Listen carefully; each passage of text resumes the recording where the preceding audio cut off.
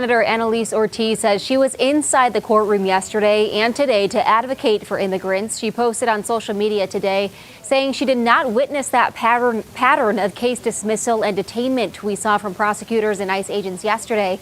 I also talked to a team member of an immigrant rights organization who spoke directly to families being detained during those protests yesterday. Our community members are being kidnapped. 2 days in a row, federal agents were outside immigration court in downtown Phoenix, ready to detain people.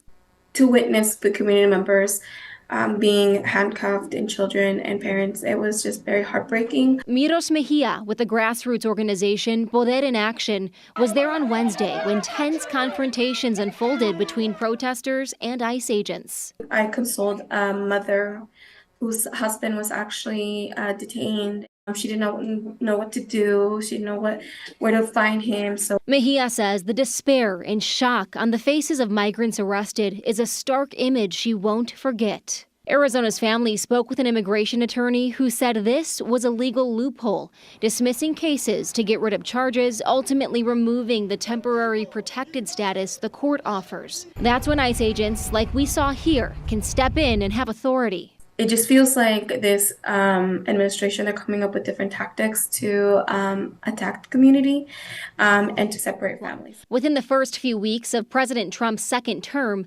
ICE issued interim guidance allowing officers and agents to carry out enforcement actions in or near courthouses when they have credible information. Arizona's family reached out to the Department of Homeland Security for clarity on what happened at routine immigration proceedings in Phoenix this week. In a statement, a senior DHS spokesperson said in part, ICE is now following the law and placing these illegal aliens in expedited removal as they always should have been. In regards to dismissing cases, the DHS spokesperson said, quote, if they have a valid credible fear claim, they will continue in immigration proceedings, but if no valid claim is found, aliens will be subject to a swift deportation. Karina Rubio reporting Senator Ortiz has been at some of the immigration proceedings this week, sharing on social media, saying yesterday a man seeking asylum from Venezuela did not have an attorney with him. They tried to get his case dismissed, but said they were told no. They wanted to appeal it. Ortiz says he was able to go freely and was given a date to come back later. We'll keep an eye on that.